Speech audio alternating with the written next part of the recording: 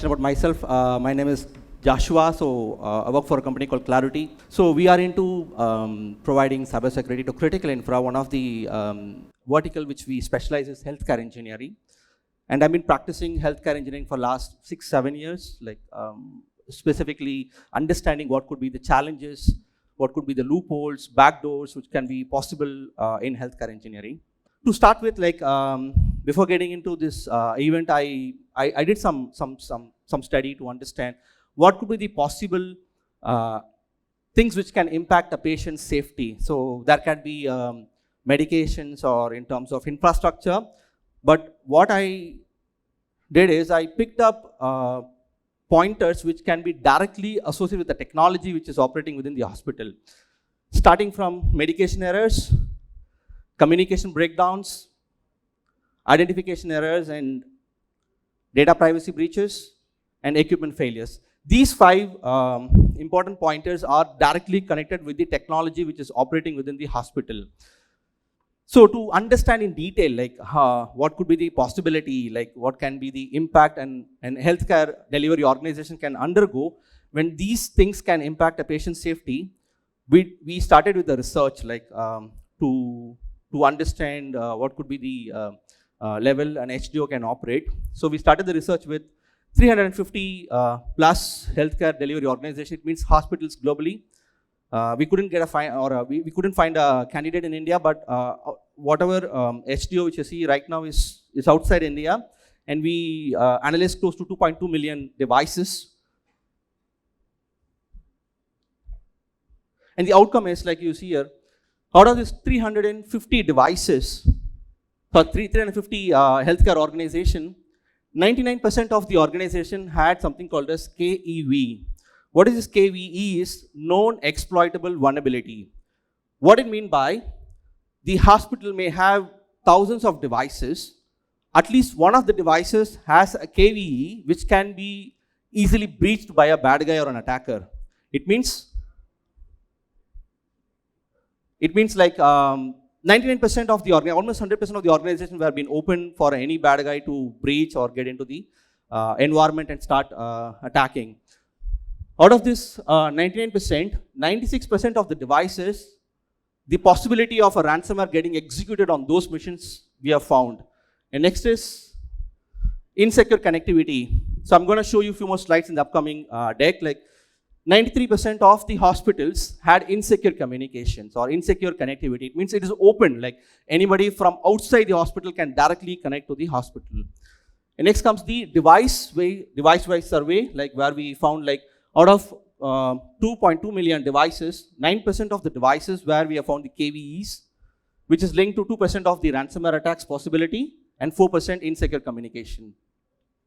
To get in the subdivision part, an hospital may have different set of devices like biochemistry, imaging system, PAC system, DICOM devices, infusion pumps. So we categorize those devices to understand how vulnerable these devices when it comes for the asset types. We started with the imaging system. Almost 100% of the imaging system from the 350 HDOs is vulnerable. And the patient devices, you can see almost 100,000 plus devices comes with a backdoor where an attacker can easily penetrate into the system.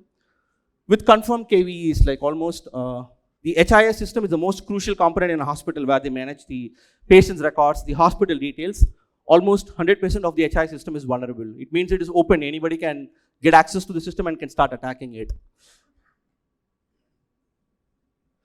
Whatever we see in the previous slide, it is specific to pre and post-operative division. Let's talk about how safe is an operating facility in a hospital. These are the devices, starts from the robotic devices to smart surgical instruments and operating room integrations. You can see almost 3% of the devices are vulnerable in nature. It means, let's say there is a robotic arm based application or a device which is present in operating theater, almost 3% of the devices are vulnerable. It can be breached. Same applies for the other candidates too. So this is on the global approach, where we did the research, we understood how hospitals, facilities are operating, what kind of backdoors is possible. When it's come for India, so we We couldn't get a candidate to do the assessment, but I managed to collect some basic fundamental data last week to understand how secure the hospital environment in India is. I did a basic showdown, didn't go much in detail, just with showdown, like it means these devices are already available in internet. You can see the second most, on the right hand side, you can see the second rank is for India. Like the first one is United States, where almost close to 1,500 devices in the US is exposed when it's come for DICOM devices, where the image system is maintained. The second rank goes to India, close to 500 devices are exposed. This report is last week, so I believe it should have got increased or improvised this week as well, because I've been tracing this for last 2 to 3 years to understand how open the systems from hospitals outside internet. So it's constantly increasing. And next comes the PAC systems. So when it's come for the PAC systems, this is the report where I could see like almost 180 devices in India is exposed. It means these devices are open over the internet. Anybody can get access to the system. I can give you one classic example. Like I believe a decade before, like when we are doing research to understand how easy it is to get access to a PAC system which is operating in a hospital, we did a simple brute force attack with a simple set of passwords where we are able to get into the hospital PAC systems to view the images like which has been stored specific to the patients.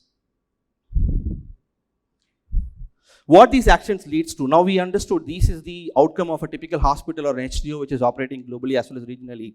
What are the impacts which these data can lead to is, so I believe like most of the people would be very much aware WannaCry ransomware attack. It was very well spoken in IT industry, but we found many healthcare organizations also got impacted. To be very specific, these are the hospitals which got directly impacted after the WannaCry attack, like the recent and the most spoken attacks which has happened globally as well as regionally, which has led to data breaches, privacy violation, and most important, care disruption of the patient. These are few case studies. So there is a hospital called United Health. They have lost close to $800 million because of a cyber attack. So this is another hospital, Romania, a group of hospitals, I would say, like, almost all the data got encrypted by a ransomware, and they have been paying in bitcoins and cryptocurrencies to recover the data.